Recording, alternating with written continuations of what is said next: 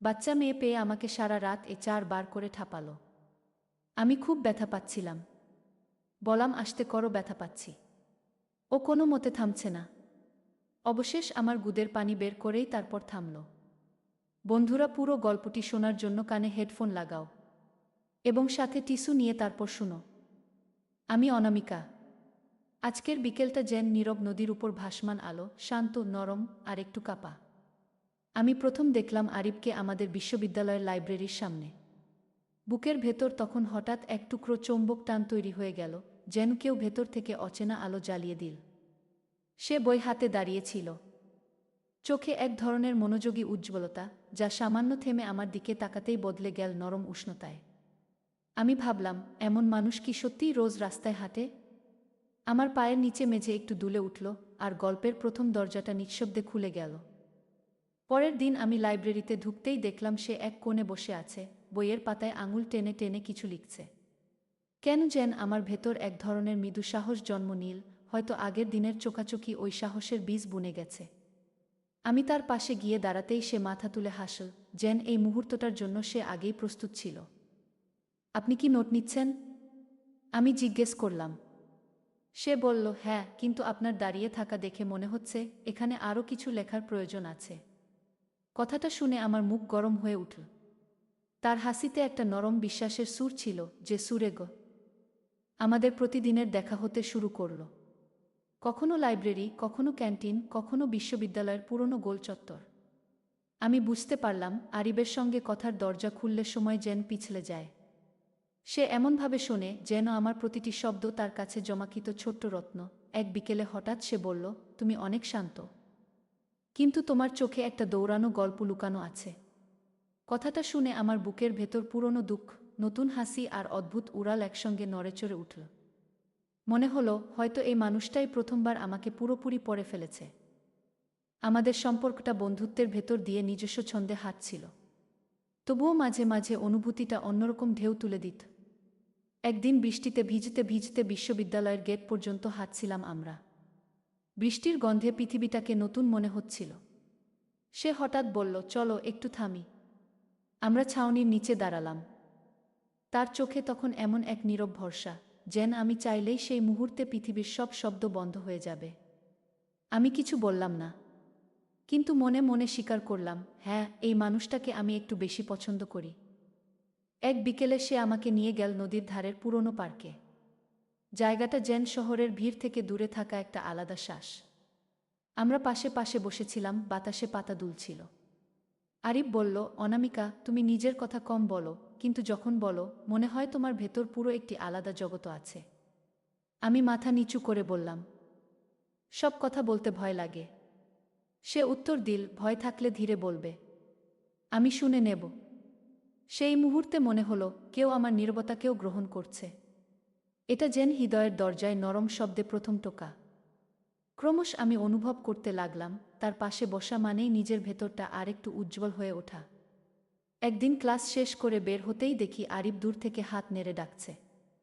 হাঁটতে হাঁটতে সে আমার হাত থেকে বইটা নিয়ে নিল। বলল, আজ খুব ক্লান্ত দেখাচ্ছে তোমাকে, চলো চা খাই। চায়ের দোকানের আলো ধীরে ধীরে সন্ধ্যার মেঘে মিশে যাচ্ছিল। কাপ থেকে ওঠা ধোঁয়া যেন আমাদের কথার চারপাশে একটা গোপন বৃত্ত এঁকে দিচ্ছিল। আমি হঠাৎ বুঝলাম, তার প্রতি আমার অনুভূতি আর শুধু ভালো লাগার জায়গায় আটকে নেই। এটা একটু গভীর, নরম, স্থির। সেদিন সন্ধ্যায় বাড়ি ফিরে আমার মনে হচ্ছিল আমি যেন ভিতরে ভিতরে বদলে যাচ্ছি। নিজের ভেতর এত আলো আগে কখনো টের পাইনি। আমি ফোনটা হাতে নিয়ে বারবার দেখছিলাম সে মেসেজ করেছে কিনা। রাত 10টায় একটা ছোট মেসেজ এল, তুমি কি ঠিকমতো পৌঁছেছ? 5টি শব্দ, অথচ আমার বুকের ভেতর এমনভাবে ধুপধুপ করল যেন কেউ জোরেই দরজা বাজাচ্ছে। আমি হ্যাঁ লিখলাম, তারপর অনেকক্ষণ ফোনটা মুখের কাছে ধরে থাকলাম। শব্দহীন উত্তেজনা আমার ঘরের বাতাসের উপর ধীরে ধীরে ভাসতে লাগল। আমরা প্রতিদিন আরও কাছে আসছিলাম। একদিন সে আমাকে নিয়ে গেল বুক স্টোরে। পুরনো বইয়ের গন্ধ আমার কাছে এক ধরনের স্মৃতির খসখস শব্দের মতো। সে একটি বই হাতে দিয়ে বলল, এটা পড়লে তুমি হয়তো নিজেকে আরেকটু স্পষ্ট পাবে। পাতাগুলো উল্টাতে উল্টাতে আমি দেখলাম সে আমাকে শুধু পছন্দ করছে না, সে আমাকে মনোযোগ দিয়ে পড়ছে, বুঝছে, জায়গা দিচ্ছে। এই উপলব্ধি আমার ভিতরে অদ্ভুত শান্তি নামিয়ে দিল। সম্পর্ক কখনো কখনো এভাবেই গড়ে ওঠে, কথায় নয়, ছোট ছোট অঙ্গভঙ্গির ছায়ায়। এক সন্ধ্যায় আমরা দুজন বিশ্ববিদ্যালয়ের ছাদে বসেছিলাম। নিচে শহরের আলো গলে গলে নদীর মতো বয়ে যাচ্ছিল। আরিফ একটু থেমে বলল, অনামিকা, তোমার সঙ্গে থাকা মানে নিজের ভেতরে নতুন একটা দরজা খোলা। আমি তাকিয়ে রইলাম, এত সহজে এত গভীর কথা কেউ আগে বলেনি আমাকে। বাতাসে ঠান্ডা ছিল, কিন্তু তার শব্দে এক ধরনের উষ্ণতা ছড়িয়ে পড়ল। আমি কিছু বলতে পারিনি, তবে চুপ করে বসে থাকা অবস্থায় মনে হচ্ছিল আমার ভেতরের ভয়, দ্বিধা আর একাকিত্ব ধীরে ধীরে খসে যাচ্ছে। অবশেষে এক দুপুরে সে আমাকে নিয়ে বিশ্ববিদ্যালয়ের ছোট্ট বাগানে দাঁড় করাল। গাছের পাতার ফাঁক দিয়ে আলো পড়ছিল, যেন মুহূর্তটা নিজের মতো জ্বলে উঠতে চাইছে। আরিফ বলল, অনামিকা, আমি তোমাকে পছন্দ করি। এমনভাবে যেভাবে কাউকে দীর্ঘ সময় ধরে দেখে বুঝে তারপর মনে হয়, হ্যাঁ, এই মানুষটার পাশে থাকা যায়। আমি নিঃশ্বাস আটকে থাকা গলায় উত্তর দিলাম, আমিও। কথাটা বলতে না বলতেই আমার মনে হলো এটা কোনো গল্পের শেষ নয়, বরং শুরু। আমাদের পথ সামনে লম্বা, আর আমরা দুজন একই ছাদের নিচে দাঁড়িয়ে সেই পথের প্রথম আলোটা স্পর্শ করলাম। প্রেমের শিকারের পরদিন সকালটা যেন ভিন্ন আলোয় ভাসছিল।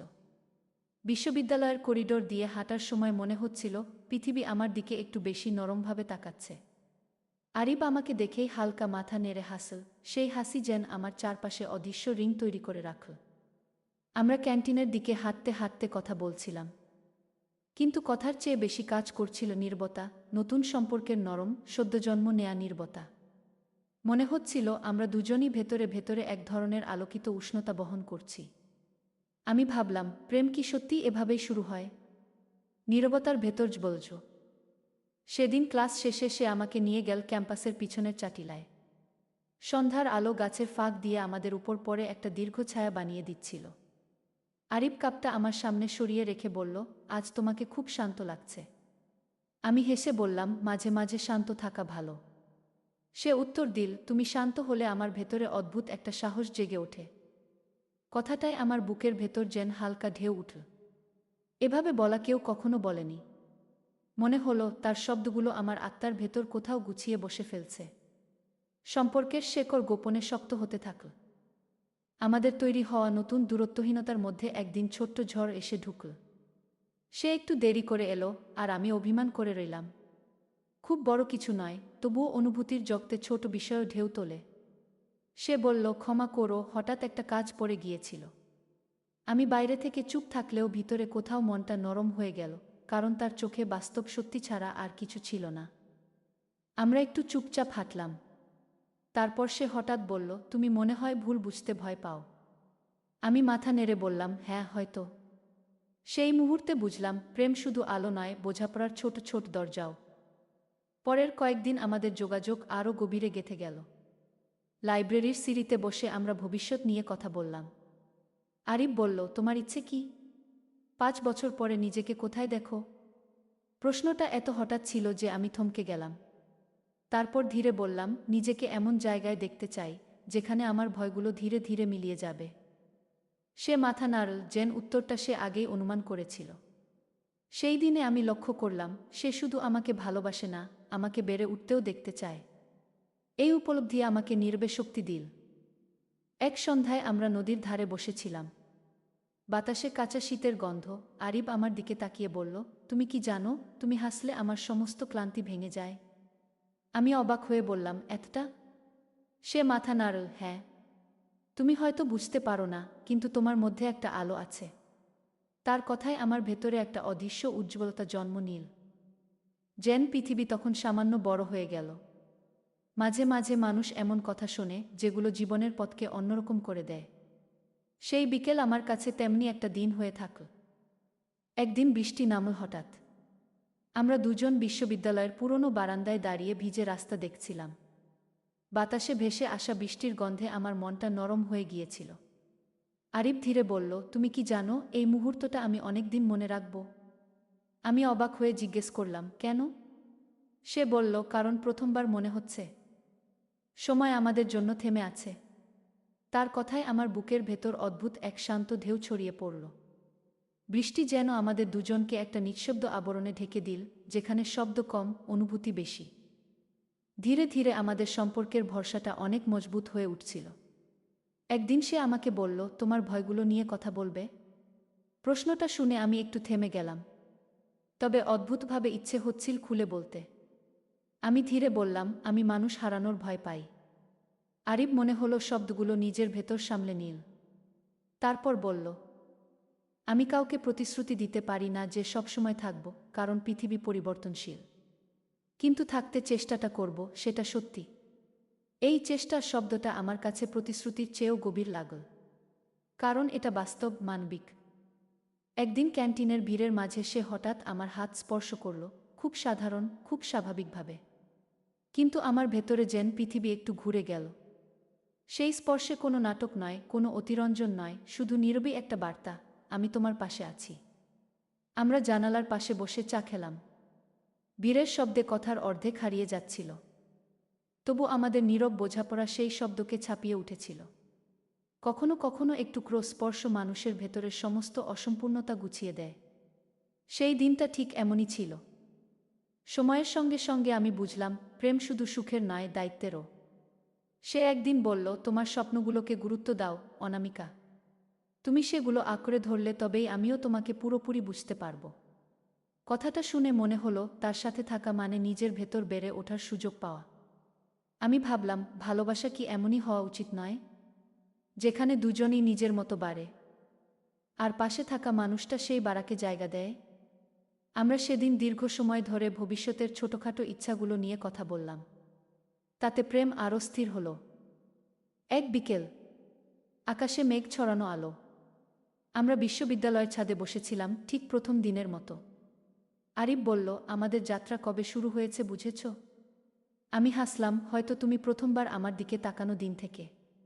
সে মাথা নেড়ে বলল, আমার মনে হয় শুরু হয়েছিল যখন তুমি তোমার নীরবতা আমাকে বিশ্বাস করে দিয়েছিলে। সেই কথায় আমার গলা ভারী হয়ে এল। আমি জানতাম, এটা কোনো নাটক নেই, কোনো অতিশয়োক্তি নেই। এটা সত্যি।